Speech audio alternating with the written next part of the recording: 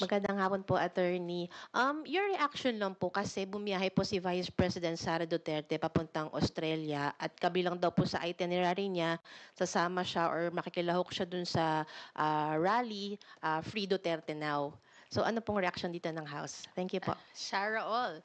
Pero ang alam nyo, hindi ko alam kung if that is an official travel or if it's a personal travel, but lagit-lagi bilang halal na opisyal na bayan, ng bayan, um, yung oras mo na ginugugol sa loob at labas ng ating bansa at ito man ay pang personal o opisyal, dapat para sa taong bayan, hindi sa personal na interes.